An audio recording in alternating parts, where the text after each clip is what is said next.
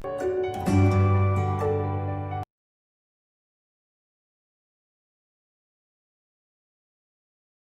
students, in this video I will teach you renewal of a bill. Let us understand with an example. Suppose A is drawer and B is drawing. Sometimes B finds himself unable to meet the bill on due date. So he requests to A for cancellation of old bill, and he requests A to write a new bill. So writing a new bill is called renewal of a bill. So when A agree to renew the bill, A charge some interest from the drawing because he is making late payment. This amount of interest is income for the drawer, and on the other hand, the amount of interest is an expense for the drawing. A can charge the interest in cash, or he can add the amount of interest in new bill also. So we have to pass the journal entries. Suppose A is receiving the interest in cash. When interest is received in cash, the journal entry will be cash account debit to interest account.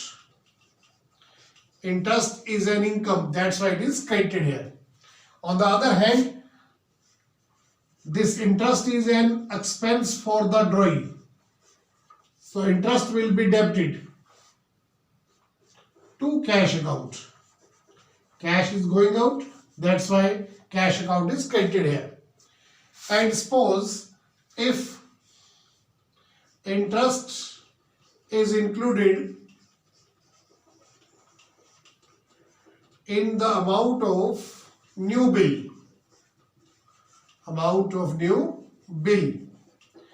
in that case the journal entry for interest will be drawee debit. B, drawee debit. Drawee will become the debtor for the amount of interest. B debit to interest. Interest is income, no doubt, that's why interest account is credited here. On the other hand, for B, interest is an expense, so interest account is debited, and this amount is payable to A. So A account will be credited here. Now a new bill will be written by A and which will be accepted by the B. Bill receivable account debit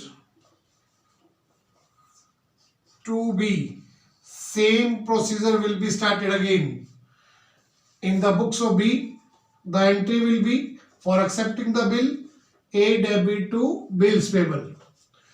On due date, this bill will be paid off by drawing. Suppose this bill is met on maturity date, the journal entry will be cash account debit to bill receivable. And in the books of B, the journal entry will be BP to cash.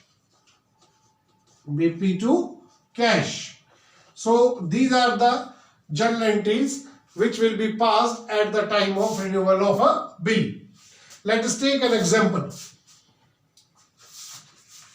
Let us understand with the help of an example.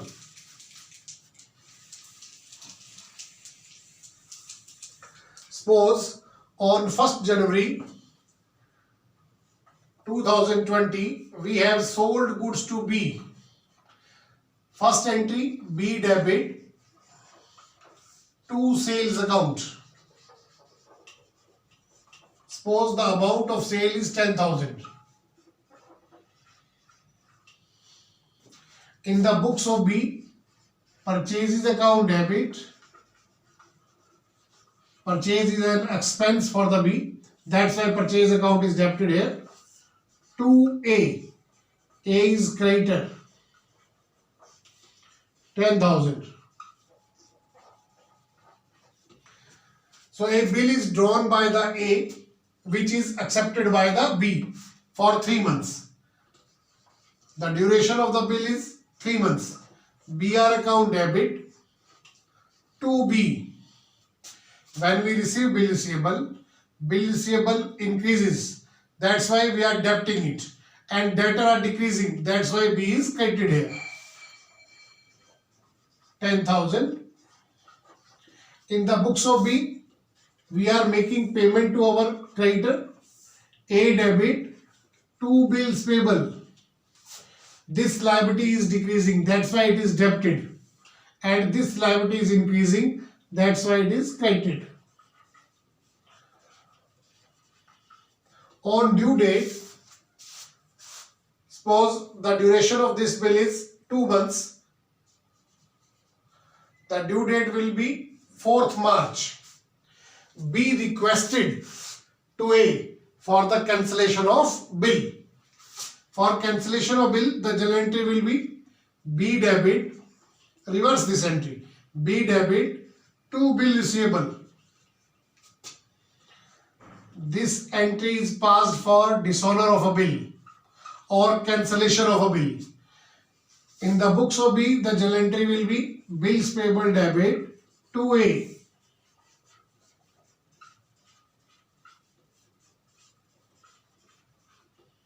Now, B has requested to A to write a new bill for 3 months. And A is charging 500 rupees interest in cash. The journal entry for interest will be cash account debit to interest account. Interest is an income for A. That's why interest account is credited here. The amount of interest is suppose 500. In the books of B, interest is an expense.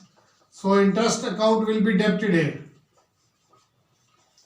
To cash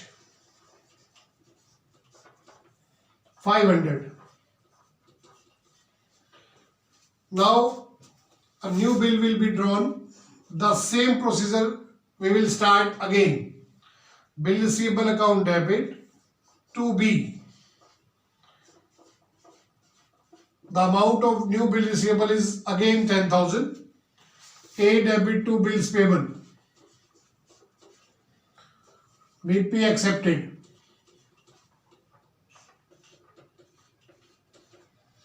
On due date, after 3 months, March 4, April, May, June, June 7.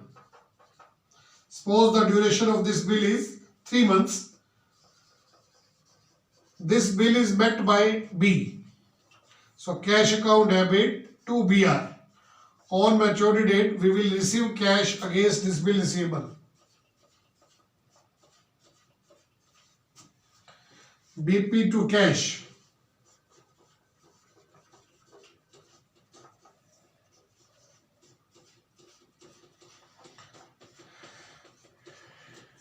Suppose in this question, A is not charging interest in cash. The amount of interest we are going to include in the amount of bill receivable, new bill receivable. What will be the change now?